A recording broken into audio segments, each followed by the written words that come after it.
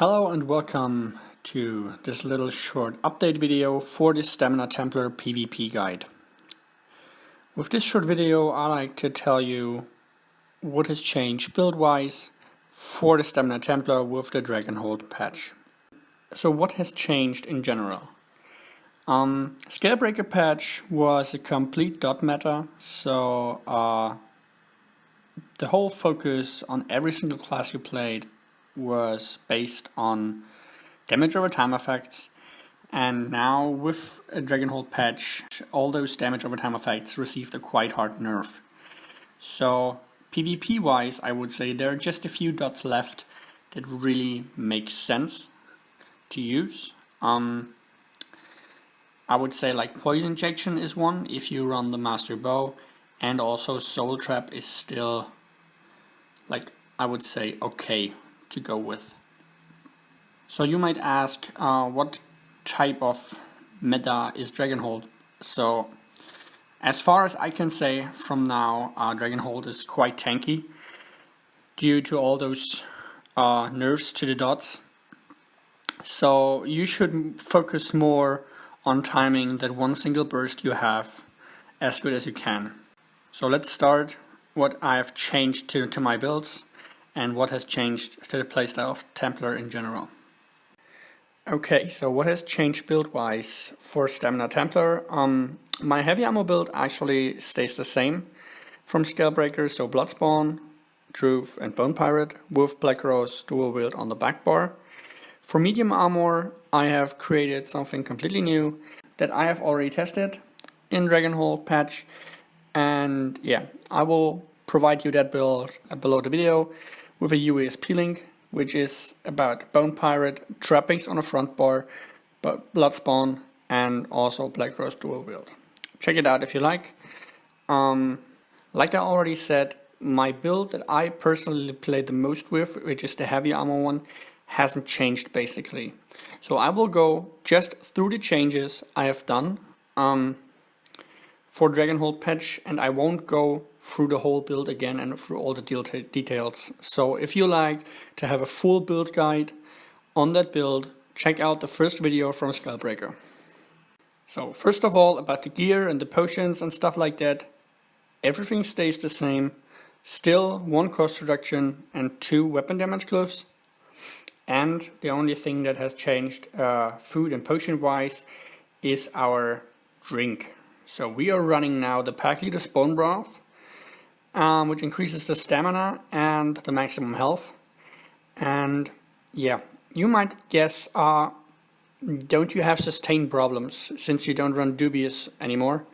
And I have to say no, definitely not, because now after we play, and you will see that in our CP changes later, after we play more with off balance now, a heavy attack gives you way more resources back than before. So we have a higher uptime on off balance, even AoE wise. And yeah, that's actually why we can easily go for Pack Leader's Bone Broth.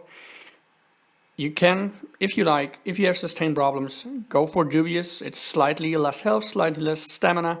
So overall slightly less damage, but your sustain will increase a lot. Okay, let's go right into our skills. There is basically just one little change I have done with Dragonhold patch. I removed Blood Craze for the Camouflaged Hunter. And I have done that basically because of the last little buff that it gives you, which is you also gain Minor Berserk for 5 seconds after you do critical damage from an enemy's flank, increasing your damage. And as you know from the Templar playstyle, you actually like try, or that is what I basically do, try to move around your opponent, and then you have easily over 80% uptime on that Minor Berserk buff. And this Minor Berserk buff is simply just stronger, or gives you more DPS, more burst potential than Blood Craze would give you. Sure, you lose the heal over time from Blood Craze, but with all the dots getting nerfed, you don't really feel that, or you won't have a problem without healing stuff. Okay, that is actually it about the skills. Okay, let's go right into the CP, where we have actually the biggest change in the blue tree. Many people think that Jeps got nerfed with the change with Mastered Arms and Thaumaturge, but basically they actually buffed Templar with Dragonhold, and I can tell you why. With Scalebreaker patch, so with the last patch, Jeps was scaling with Thaumaturge, right? And now they just transferred the scaling to Mastered Arms. That's basically what they did. Many people thought that before Dragonhold, Jeps was scaling with Mastered Arms and Thaumaturge, which wasn't true. So it was just Thaumaturge, and now they transferred it to Mastered Arms. And so the damage, actually tooltip damage, stays the same if you just move your points from Thaumaturge to Mastered Arms. With that kind of change, they actually buffed Templar. Now you don't have to split your points as much as before. So with Scalebreaker patch, you need to buff Jeps with Thaumaturge, but you also need points into Mastered Arms for direct damage because of the 2 Age-Old or Dawnbreaker, whatever you use. And now every single ability you have scales only with Mastered Arms and not with Thaumaturge anymore. So you don't need points in here, which helps you that you can invest even more points into Precise Strikes, for instance, Mighty, Mastered Arms to 81, and you also can go for Physical Weapon Expert. And this is actually a really important thing here, to have 81 here and 39 points into Physical Weapon Expert, because like light attacks deal actually quite a lot of damage, and people underestimate the strength of light attacks in PvP. And also, which is also important about having like 39 points here, is to get the 120 points Tactician passive, which is when you use roll dodge to dodge an attack, you set the enemy off balance, which also increases your sustain. It also can give you like AoE off balance on multiple targets, which is good for kiting if you have to like rotate defensive buffs and like to sustain better. This is actually a very important passive to have.